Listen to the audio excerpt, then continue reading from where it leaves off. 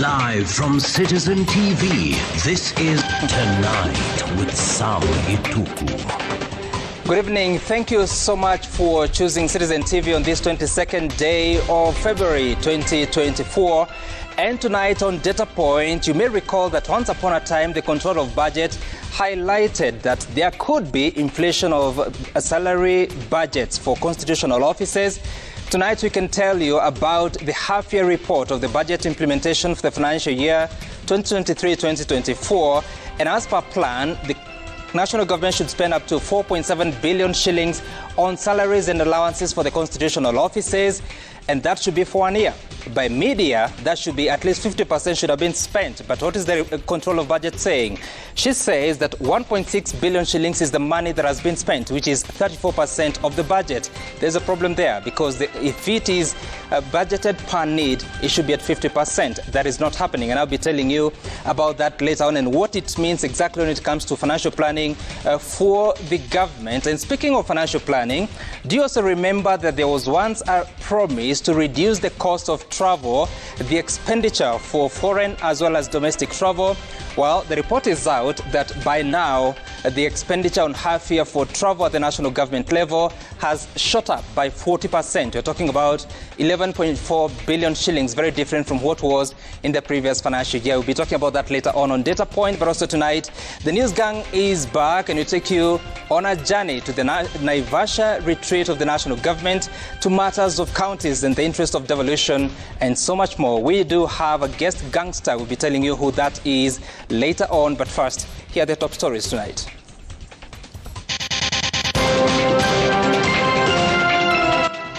I would not be objecting to the request by my colleagues for an adjournment.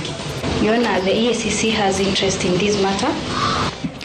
To prosecute or to withdraw, EACC clashes with DPP over prosecutors' attempts to withdraw another graft case. In another 5 years, we probably will find ourselves without counties. And we are really struggling. Note that the projected allocation to counties for the financial year 2024-2025 has been revised downward. You are killing devolution. Frustrated governors accuse the national government of choking the counties. She knows the deceased, Jayesh Kanji Velchi, as is her husband. I wanted my husband disciplined, not killed. Wife to murdered Indian national confesses that she hired people to beat her husband.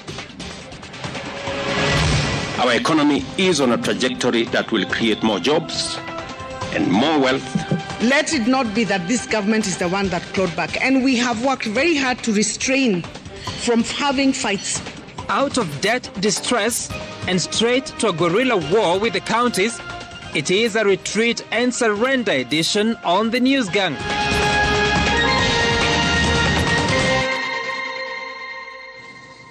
Good evening. Our sign language interpreter is Stanley Kinyanjui. The Ethics and Anti-Corruption Commission and the Office of the Director of Public Prosecutions are locked up in a legal battle in the corridors of justice that puts the very notion of a war against graft in question. EACC has challenged the decision of the DPP to withdraw a graft case against former geothermal development company officers. EACC says the move by the DPP is not in the interest of the public and the interest of the administration of justice. The clash between the two offices comes just a day after the DPP filed a case stopping the hearing of another anti-graft case that he seeks to have dismissed, as Brenda Wanga now reports. The Anti-Corruption Court at the Milimani Law Courts and the Ethics and Anti-Corruption Commission and the Office of the Director of Public Prosecutions face off on opposing sides. The DPP is here to seek for the withdrawal of a case against former officials of the Geothermal Development Company. I would not be objecting to the request by my colleagues for an adjournment. Your Honor, the EACC has interest in this matter. 3 former senior employees of the GDC are on trial for exaggerating the cost of rig move services by over 100%. In an affidavit sworn by an EACC officer, the Commission says its investigations had proved that the accused fraudulently procured the services at a cost of 42.74 million shillings. The same services had cost just 19.5 million shillings the year before, leading the Commission to contend that the cost was in excess of the prevailing market rates. The ODPP, in its application to have the case withdrawn, states that the first accused, Nicholas Karume Weke, appealed to the DPP for a review of the evidence in the case, and that upon the review of the evidence and the issues raised, it came to the ODPP's attention that there was insufficient evidence to confirm that the rig move price was exaggerated. The case against the accused has been processed to the Supreme Court, with both the EACC and ODPP working together against the accused. The case was referred back to the trial court by the Supreme Court on the 27th of January this year, with instructions that the matter be heard on priority basis. The EACC, in its opposition to the application to have the case dropped, says the DPP's move is not made in the public interest, the interests of the administration of justice, nor is it intended to prevent or avoid the abuse of the legal process. The ODPP filed to have the case dismissed on the 13th of this month. That application was meant to have been heard today, but that has been adjourned to next month to give the defense and the DPP time to reply to the EACC's affidavit. The EACC and the ODPP are clashing for the second time in as many days. Just Wednesday, the two were also in court over another application by the DPP to drop charges against former Kenya Pipeline MD Charles Tanui and two others in a 30 million shillings graft case. The case had all but concluded, with just 1 out of 26 witnesses left to testify. The Director of Public Prosecutions applied to withdraw the case, with Magistrate Victor Wakumile refusing to grant the order. The DPP moved to the High Court, where he secured orders temporarily stopping the prosecution of the suspects. Brenda Wanga, Citizen TV. Now, county governors are accusing the executive of engaging in a calculated scheme to get rid of devolution in the next 5 years. The county bosses say the devolved units are under a serious threat, with the national government determined to stave them off funding and roll back devolved functions. Appearing before the Senate Finance and Budget Committee, governors maintain their demand for 450 billion shillings share of revenue for the next financial year that begins in July 2024. Seth Olale was at Parliament. The standoff over revenue allocation for the financial year 2024-2025 between the counties and the national government continued to intensify, with the Council of Governors expressing their displeasure before the Senate Committee on Finance and Budget. Are given by the national government. COG warning that devolution faces a serious threat from the executive, which they accuse of engaging in a well-calculated scheme to get rid of counties within 5 years. In another 5 years, we probably will find ourselves without counties, and we are really struggling. The projected allocation to counties for the financial year 2024-2025 has been revised downwards. Kenyans woke up one morning and decided that they wanted devolution. They were saying they were sick and tired of a centralized system. In rejecting the proposed 391 billion shillings allocation to counties for financial year 2024-2025, COG insisted on the demand for 450 billion. This they attribute to a 5.6% adjustment for revenue growth, representing a total of 21.6 billion additional expenditure, totaling 32.5 billion, and a 15% additional revenue from Road Maintenance Levy Fund, costing 10.5 billion shillings. That is not enough even for salary increment, leave alone the other expenditures we've talked about. The county bosses lamenting that the continued decline of percentage of the total shareable revenue, which now stands at 13.5%, is below the 15% limit prescribed by the law. They are supposed to be given at least 15%. They are below 15%, that is 14.9. And I think as a Senate, we need to do something. There is something coming up, and I'm sure you're all aware that the on-source revenue is now going to be collected by KRA. I don't know whether you're happy about that. The Senate being called upon to defend devolution from excesses of the executive. In fact, for us, we were very surprised last time when for the first time the Senate did not defend increased allocations to counties. Counties cannot perform those functions unless the Senate does its part in its budget policy statement. We're giving you money and more money for that matter. But what are you doing about the pending bills? That animal is sickening to where it is. We are very sympathetic to devolution.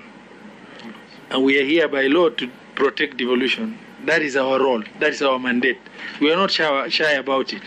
Okay? And we have legal responsibility in these matters. We will do what needs to be done. You also be obligated to take care of issues that really touch on the public. The concerns made by the Council of Governors before the Senate Parliamentary Committee comes less than 72 hours after similar demands were made before the executive during a retreat in Naivasha, Nakuru County. Seth Olale, Citizen TV, Parliament Buildings, Nairobi County. All Kenyans, both salaried and non-salaried, will be required to contribute 1.5% of their income towards the Affordable Housing Fund. This is among the key amendments to the Affordable Housing Bill 2023, which was passed by the National Assembly. While the move is considered a major step in addressing errors that were pointed out by the court, which nullified the housing levy on grounds that it was discriminatory, a section of leaders drawn from the opposition say they will challenge it in court. The opposition argued that there is lack of a clear mechanism to measure the gross income of non-salaried Kenyans, as Safin Acheng Oma now reports. The revised Affordable Housing Bill of 2023 has a total of 49 amendments. Key among them is the inclusion of 1.5% tax on gross income earned by individuals outside formal employment as contribution to the Affordable Housing Fund. This change seeks to resolve illegalities cited by the court, which had termed the housing levy as discriminatory. And this is the complaint by salaried people. They're saying, why are you deducting money from me to build a house for someone else? And that someone else also has an income, and that income they're not paying the tax. So to tie that, you're saying, if you have to benefit from that house, you must have demonstrated that you are paying the housing levy. Now, the problem with that is that even the salaried people like you and I, if there is any side hustle or anything we are doing, you will be forced now to compute it and surrender 1.5% of gross to this fund. That is punity. The amendments also list entities which will be mandated to implement the housing project, which will include county governments, National Housing Corporation, State Department of Housing, and the private sector.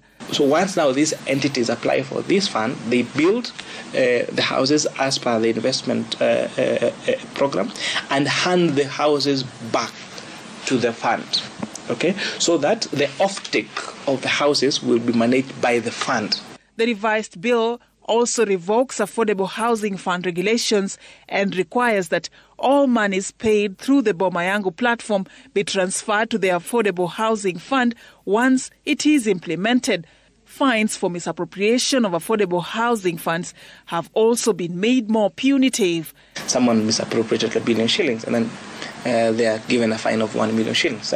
So that means that it's anybody can, if all of us were given that opportunity, you'd rather go and steal the money and pay a small fine. But now we've made it expressly provided in the law that if you whatever amount you misappropriate, the fine is 2 times the amount of money that you have misappropriated. Other significant amendments include the introduction of institutional housing project, which seeks to address the accommodation crisis in institutions of higher learning. We expressly provided for institutional housing. And now the model is that the money from the fund will go to these TVETs and universities for them to develop the housing units. Then once the housing units are done, they will be transferred to the board or to the fund, and now the money will be recovered from the renting. After the bill sailed through the National Assembly, it is now expected before the Senate for the first reading on Tuesday, with the government targeting to resume deductions from March salaries. But the Affordable Housing Levy Bill 2023 could have been passed in the National Assembly as per the wishes of KK regime. It was largely against the wishes of majority of suffering Kenyans.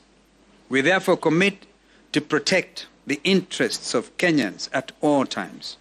Safin Acheng Oma, Citizen TV. Now, slain Indian businessman Jayesh Kumar's wife, Veljit Jayaben Jayesh Kumar, will remain in police custody for 14 days after she was arrested and arraigned at Kibera Law Court. Jayaben was arrested on Wednesday after investigations revealed that she was in communication with one of the other 4 suspects in police custody on the day her husband was killed and his body doused in acid. It is believed that the couple had domestic challenges before Jayaben sought services of a friend to discipline the husband. At the Kibera Law Court, Velji Jayaben Jayesh Kumar appeared before Kibera Senior Principal Magistrate Irene Kahuya. Jayaben, the wife of the slain Indian businessman Jayesh Kumar, was arrested on Wednesday after investigations revealed that she could have taken part in the murder plot against her husband, who was killed and his body doused in acid in Lukenya, Machakos County on Valentine's Day. The respondent in this court. She was, however, not charged after the prosecution requested for 21 days to detain her as detectives continue with investigations. The respondent is a housewife, and therefore she is a high flight risk. Jayaben, through her lawyer Ifran Kassam, opposed the application. Kassam requested the court to grant the prosecution only 7 days to hold her, arguing that she is not a flight risk as police are in possession of her passport and that she lives with her son and mother-in-law who depend on her. The court granted the prosecution 14 days to hold her in police custody. We mentioned on 7th of March for further directions. Jayaben is alleged to have been involved in the murder plot after phone analysis revealed that she was in contact with one of the 4 suspects who were arrested and arraigned at the Kibera Law Courts on February 19th. She is reported to have asked the suspects to help discipline and torture her husband as the two had disagreements. The other suspect agreed and recruited others to execute the plan. It is believed that Jayaben, who was captured on CCTV camera on Valentine's Day walking in the company of her husband and son at around 7 a.m., made a call to the alleged killers to execute the mission. The other suspect is reported to have sent her a text 3 hours later informing her that they had finished the job. She was, however, disturbed that the husband had been killed, yet the plan was just to beat and warn him. Police are yet to conduct DNA tests on the bones that were recovered from the scene of crime believed to be those of Kumar. They also want to confirm the immigration status of the 2 suspects who are Indian nationals and also ensure that all the 5 suspects undergo mental examination before facing charges. That story was produced by Gatete Njoroge. Now, hundreds of mourners gathered in Eldoret West in Gishu County on Thursday for a funeral procession in honor of World Marathon record holder Kelvin Kiptum. The cortege left Eldoret Hospital mortuary to a procession in the town, with family and friends gathering to witness the final journey of the late Kiptum. The convoy then headed for Kiptum's home in Iten for a requiem service. Mourners got a chance to pay their last respects in viewing the champion's body. Kiptum will be laid to rest at his Nairobi home on Friday in a ceremony which President William Ruto is expected to attend. The world record holder died in a road crash on February 11, 2024, alongside his coach Gervais Hakizimana, who was laid to rest on Wednesday in Kigali, Rwanda.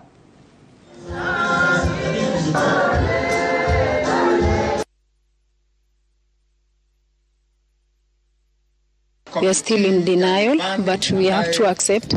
So the passion that he had in athletics was the best.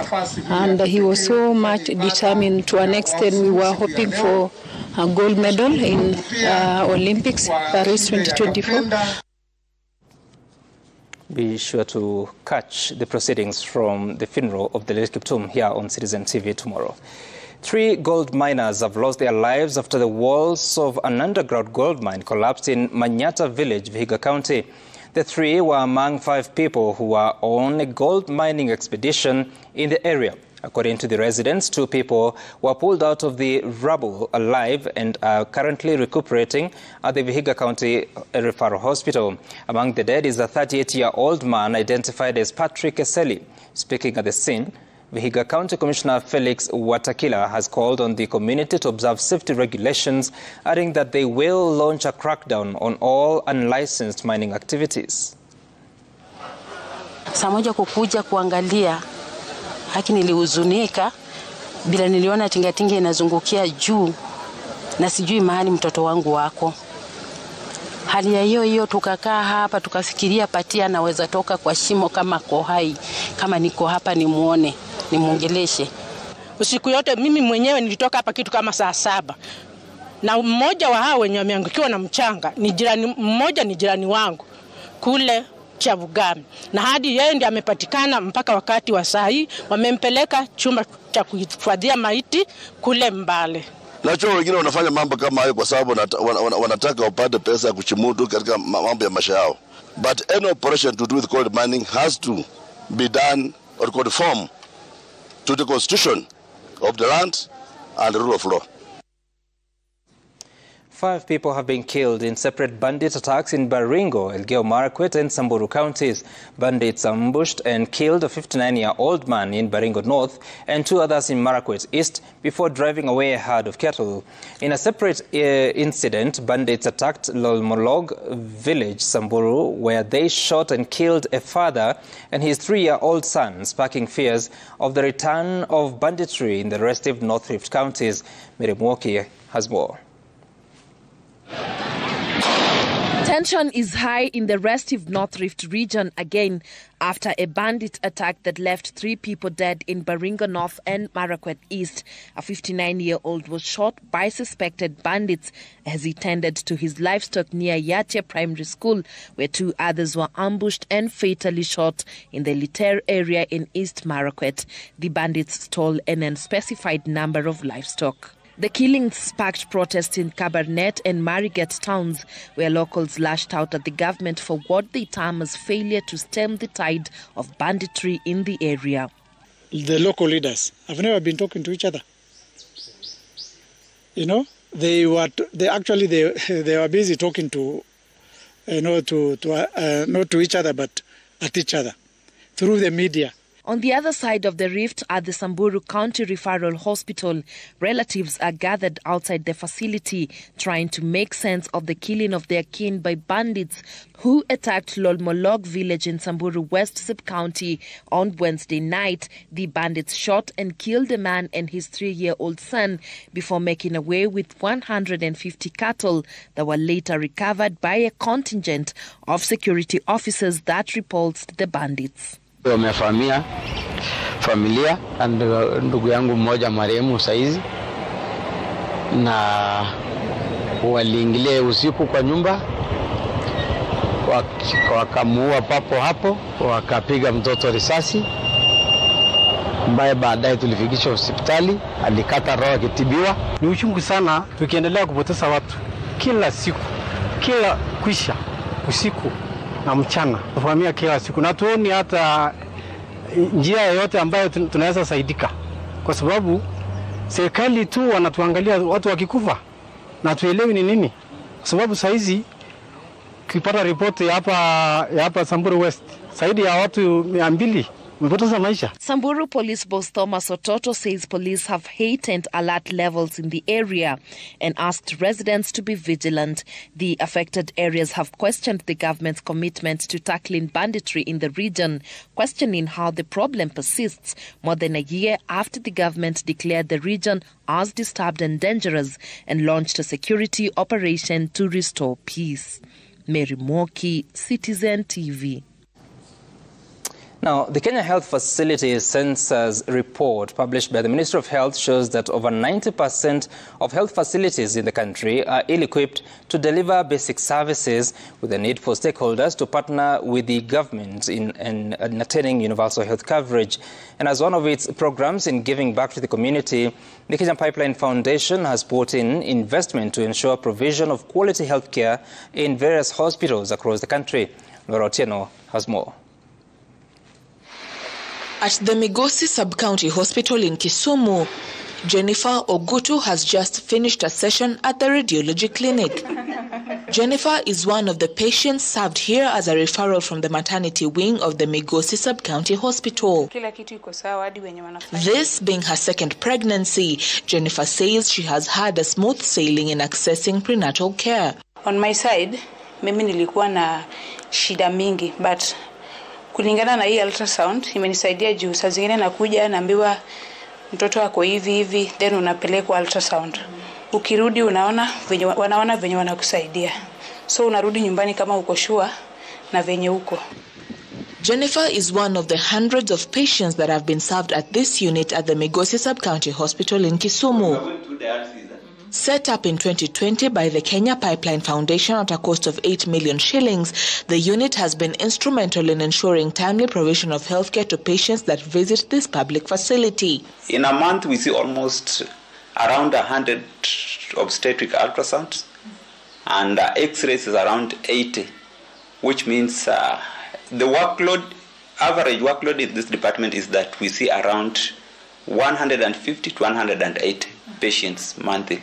This has made us have revenue, and it has made us be able to service our supplies and made our services, available. We can be able to buy drugs, and we are able to make services better through the presence of our radiology department. With the Ministry of Health putting investment in primary health care in order to facilitate prevention and early detection of disease, the KPC Foundation has spent 6.5 million shillings in conducting medical camps and setting up maternity units at Lunga Lunga Health Center, a maternity theatre at Cheptais in Bungoma, among a myriad of infrastructure improvements across various health facilities.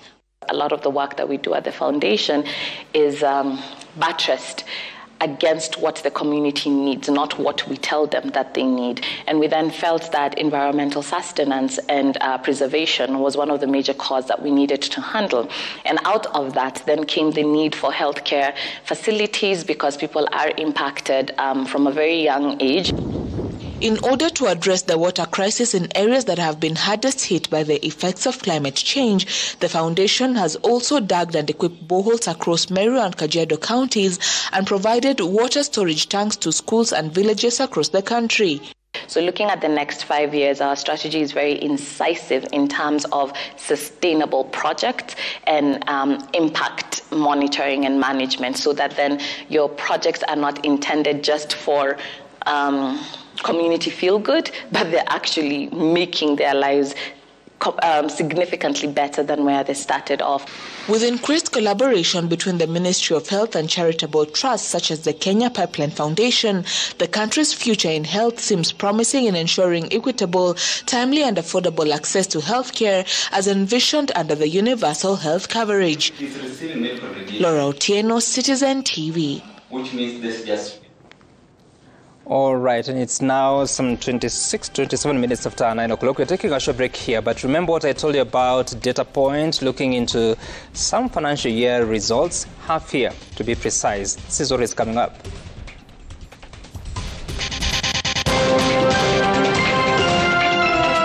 Coming up on Data Point, control of budget and adds inflated salary budgets for constitutional offices.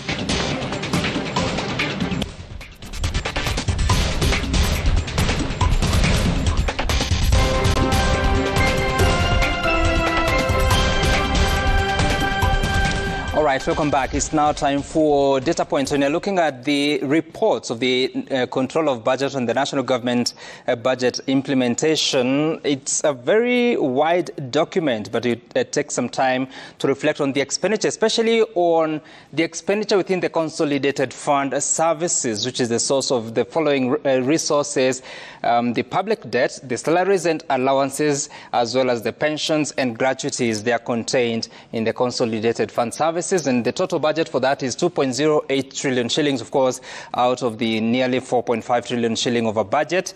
But now the total expenditure so far at half year, that is by December last year, was 668 billion shillings. If you have to compare that against the budget, then you see it's a bit of disparity because it looks like it's just about a third. For some constitutional offices, which of course draw their resources and salaries from the consolidated fund, we want to take a look because the total budget for them was 4.7 billion shillings. That should run those offices for 12 months, meaning at half year that would be 50%, which is about 2.35 billion shillings. But the actual expenditure is 1.6 billion shillings, reflecting a 34% budget absorption. And there's a question there, because then it means that out of the budget, the resources that are yet to be used is 3.1 billion shillings, which is 66%. Now, this is not proportionate to what should be happening, because, like I said, half of the resources, if that budget is as per need, should have been spent by now. But you see that disparity. Let's explain it by looking at specific offices. And first up is Office of the President and the Deputy President. The allocation based on the budget is 42.4 million shillings. But by December last year, which is 6 months of the financial year, what was absorbed is 16.6 million shillings, which is just about 39%. If you go deeper to focus on the Office of the President specifically, it has one occupant and it spent 9.08 million shillings in salaries. That's an average of 1.5 million shillings every month. But the rate allowed by the Salaries and Remuneration Commission in a Gazette notice that was issued last year is supposed to be 1.44 million shillings. Of course, that rate is after the President and the Deputy President rejected salary increments. For the Deputy President, the expenditure by December last year, 6 months, was 7.54 million shillings. That's an average of 1.25 million shillings. And of course, the Salaries and Remuneration Commission rate is 1.22 million shillings. So this is important because it means that the two offices, Office of the Deputy President and Office of the President, have been paid salaries at 16.62 million shillings in total. The budget is 42.4 million shillings. That indicates an over-budgeting of those resources, and there are some few questions that need to be answered. For other offices, for instance, the Office of the Control of Budget, she particularly complained sometime last year that her office was receiving more allocation than what it needs. She said in her Office of the Control of Budget, she is the only state officer but gets allocations more than she needs. The budget is 18.36 million shillings. The expenditure by half year was 4.81 million shillings. That means a 26.2% as absorption. The salaries and remuneration rate, of course, the control of budget is should be paid about 759,000 shillings every month. In 6 months, that should come to 4.75%, which is close to what has been spent. There's an over-budgeting, of course, that you can see clearly. For the Office of the Auditor General, the budget plan is 21.56 million shillings. The expenditure is 5.79 million shillings, an absorption of 27%, and that means by now, according to the SRC rate, 5.7 million shillings is the money that should have been spent so far. It is close to what has been spent, again, over-budgeting for that office. Attorney General's office, the budget allocation is 19.3 million shillings. The actual expenditure is 5.79 million shillings. Of course, there is only one Attorney General. And the rate by SRC allowed is 5.74 million shillings. You realize that it's very close to what the allocation for the Auditor General should be. It's actually the same because it's about 957,000 shillings a month. Therefore, there is an absorption of 30%, again, over budgeting, or what you may call inflated budget. Now, to other offices. The NCAC, the National Commission on National Cohesion and Integration Commission, the budget is 128.9 million shillings. The half-year expenditure is just about 29.4 million shillings, which is 22.8%. IBC, and this can be explained because the budget is 105 million shillings. The expenditure is just about 220,000. there are no commissioners at the moment, so that may be explained in that sense. The National Land Commission, the budget allocation is 88.7 million shillings. The half-year expenditure is just about 26%. The Judicial Service Commission, the budget for that office is 3.6 billion shillings. The absorption is 33%. There's a problem there because you cannot budget for more than you can absorb. By this time, by December 2023, the expenditure should have been about 1.8 billion shillings, which would have been 50% of the half-year expenditure. To something else, the Commission on Revenue Allocation, the budget is 79.4 million shillings. The percentage absorption is 41%. The Salaries and Remuneration Commission that sets this particular salary limits, allocation is 96.6 million shillings. The half-year expenditure is 41.8 million shillings, which is 43% absorption. The National Police Service Commission, you can see it, the allocation is 88.7 million shillings, but the absorption is just about 29%. So what does the Controller of Budget say? She says that the Controller, she recommends that the National Treasury should address the factors that affect, not myself, but salaries, allowances, and miscellaneous services, budget performance, or rationalize these budgets or the budgetary allocations during the remaining period of financial year 2023-2024. So that means that there's a possibility to rationalize would mean coming up with a supplementary budget to reduce the budgetary allocations because, in any case, they're not being absorbed because they are not within what is expected to be real spend. Now, for something else, remember last year the country was promised by the leadership in the national executive there would be reduction of travel, both domestic and foreign. Let's take a look at what the Controller of Budget is finding. She finds that the domestic travel has actually gone up. Last year, a similar time, it was 5.4 billion shillings. It has gone up to 7.6 billion shillings in absolute terms. The foreign travel has gone up to 3.7 billion shillings from 2.6 billion shillings. In total, the national government has spent 11.4 billion shillings in travel, a rise of 40% from 8.1 billion shillings similar period the previous year. Something else that you need to note is that the State House has spent 415 million shillings on domestic travel, that is within the country. It has spent 40.8 million shillings for foreign travel. The Executive Office of the President has spent 21 million shillings to move around the country and 12 million shillings outside the country.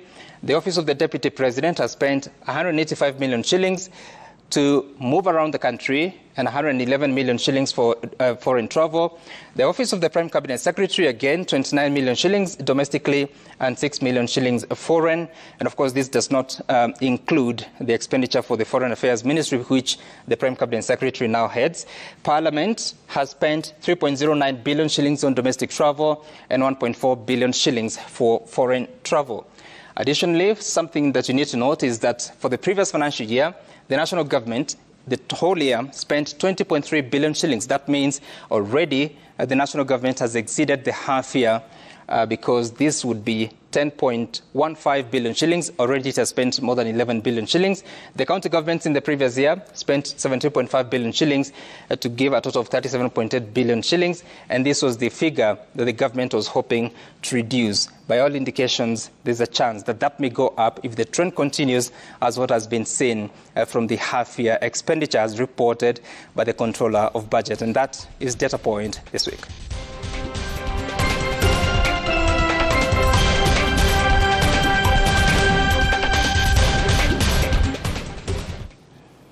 Right, to another story, the Betting Control and Licensing Board has ordered a crackdown on all unlicensed betting outlets in Kenya. The BCLB chair, Dr. Jane Mwikali, issued the directive Thursday when she officiated Shabiki.com's launch of a campaign to make Kako community in Makueni County water sufficient.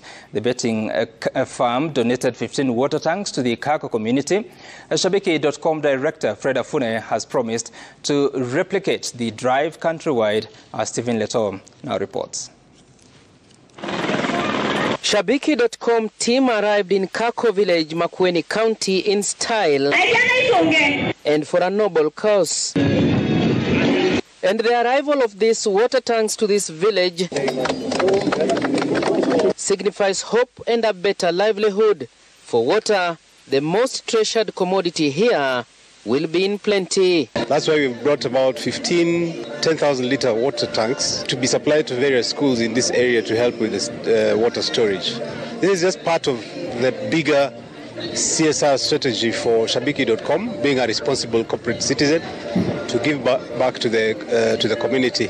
Kwa Shabiki.com nataka nishukuru kwanza kwa yale wanafanyia watu. Asa nataka nishukuru wao kwa vile naona sasa tutapata maji. Shabiki is donating water tanks which will be used for water harvesting in several institutions and churches. Thank you so much. Shabiki.com and BCLB have agreed to enhance their joint CSR projects across the country. Lakini matunda ambayo inapatikana kwa betting inaweza kuliwa na kila mtu. That's why leo matunda ambayo iko hapa inaweza kuliwa na kila mtu, lakini michezo si ya watoto. It's a reality that compliant gaming companies are engaged in supporting various activities, corporate social activities in sports, health, education, water, and talent development, among others, all over the country. Shabiki.com director Fred Afune thanked Kenyans for embracing the betting platform, urging them to bet responsibly. The product is growing, it's very exciting. There are quite a number of new products, excite the jackpots, the sports book. Apart from that, there are other games that we are onboarding. The BCLB boss Mwikali urging all licensed betting companies to emulate Shabiki.com's deed and give back to the society. Steve Shitera, Citizen TV, Kako Village, Mboni constituency, Makueni County. And indeed, that is Steve Shitera, not Stephen Leto. They can sound the same. But taking a short break here, this is what is coming up after the break.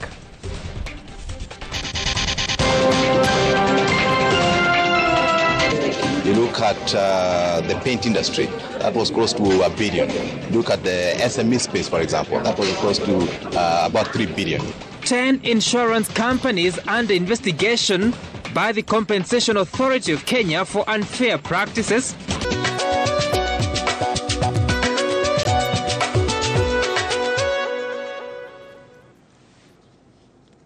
It's time for business. The Competition Authority of Kenya says it is monitoring the conduct of 13 institutions following a series of complaints raised by consumers. Among those being monitored are 10 underwriters and 3 retail sector players whom the authority says are now under the microscope over their business conduct. Here's Jimmy Mbogo with more.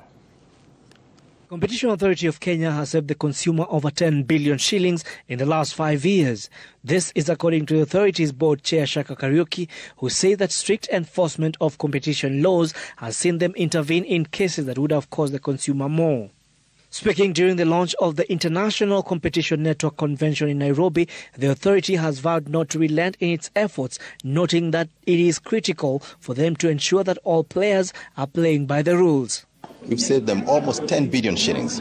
You look, for example, in the cement industry, that was about savings of almost 4.6 billion. You look at the paint industry, that was close to $1 billion. You look at the SME space, for example, that was close to about 3 billion. So, and of course, a few other situations that we intervened in. The authority now says it has its eyes set on buyer power and that they are now monitoring 10 underwriters and 3 retailers.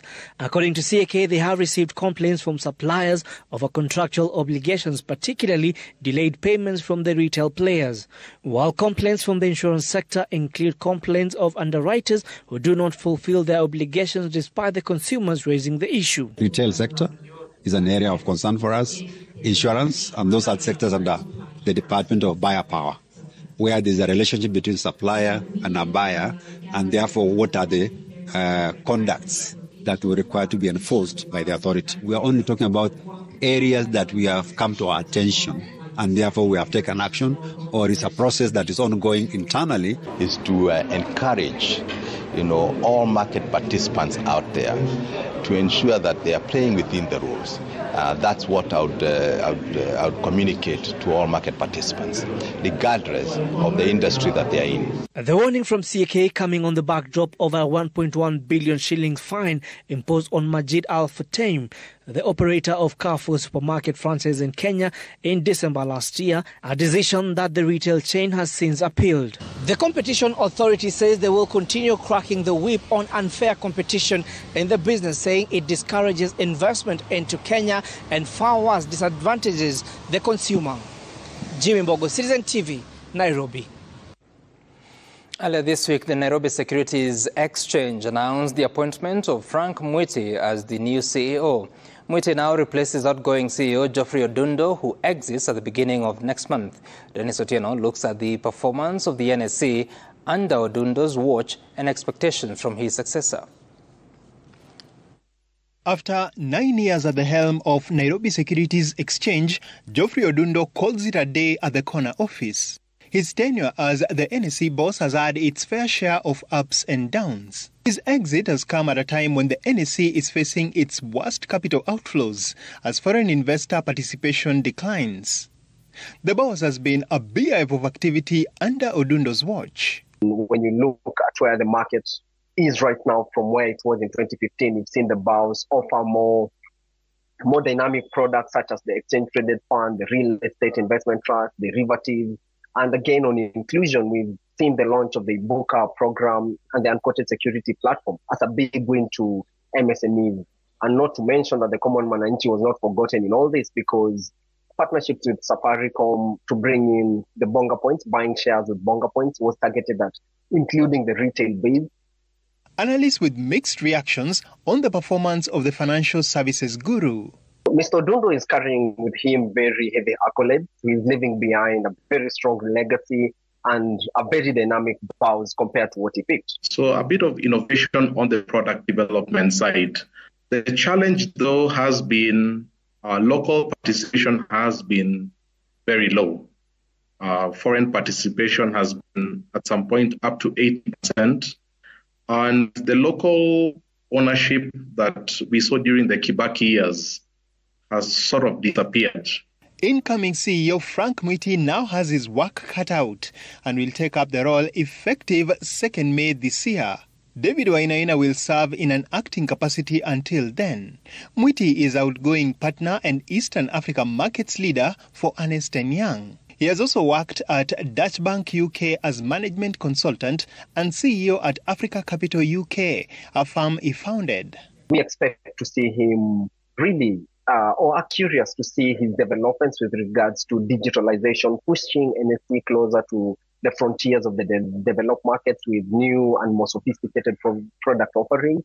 In regard to whether there is the appetite for bold reforms, the courage to take bold reforms, which the NSE badly needs, I think it's still very early days, and the markets will be watching to see what happens, particularly in the first 100 days. Dennis Otieno, Citizen TV. Now, the Kenya National Innovation Agency, Kenya, has unveiled a 5-year strategic plan aimed at fostering a conducive environment for startups and generating 1 million jobs across the country. The 2023-2027 strategic plan lays emphasis on the resolution of national development challenges such as unemployment and funding gaps. Speaking during the event, Cabinet Secretary for Creative Economy, Youth Affairs and Sports, Ababu Namwamba, has emphasized the need for well-defined innovation policies, saying that Kenya's innovation ranking globally has suffered due to absence of clear framework and noticeable disparities within the innovation ecosystem. And 8th on the continent, according to the Global Innovation Index GII 2023 report. Unfortunately, while Kenya performs well regionally, it lags behind globally, particularly in the dimensions of skills, infrastructure, and financing, with a current ranking of 100 out of 132 economies, as featured in the GII 2023 report. So our task is pretty much cut out. Why is this the case when we have defined building blocks to support the Kenyan innovation ecosystem? This indicates that more work needs to be done to understand the challenges facing the innovation ecosystem, to harness the opportunities and benefits stemming from an innovation-driven economy. We want to see the Kenya National Innovation Agency being a key enabler of socioeconomic development in this country through utilization of innovation. As a mission, we want to develop and manage a very, very dynamic national innovation system that catalyzes job and wealth creation in this country. Now, cooperatives and micro, small and medium enterprises Cabinet Secretary Simon Chelugui says the SACCO sector economy has remained resilient despite the dollar-shilling turbulence, and that the past 1 year has been one of the strongest in the cooperatives movement history. Speaking while closing the 9th SACCO's annual conference in Mombasa, Chelugui noted that member deposits tipped to over 1 trillion shillings for the first time, with total assets held by cooperatives growing to 1.5 trillion shillings. At the same time, the sector asset base grew from 890 billion shillings in 2022 to 981 billion shillings growth by end of last year, translating to 10.2%. Of growth. Income and advance growth also recorded an increase from 680 billion shillings to 789 billion shillings. Chelugui urged the Kenya Union of Savings and Credit Cooperatives, KUSCO, to join the league of being oversighted so as to instill confidence among members, even as the government works to tighten regulations in the sector. That these reforms that we are introducing today have a national and possibly regional impact in first reducing the cost of service, two, to enhance cooperation among cooperatives, and thirdly, to enhance supervision and regulation. Our PR, the performing book, bad debts has gone down, which means our people have continued to pay their loans because they are putting their money in assets which are earning. They are earning, and that's why they are able to pay their loans. So we are encouraging our members to keep on taking the loans for a purpose, not for consumption, but to invest the same so that they can grow their capital and their assets.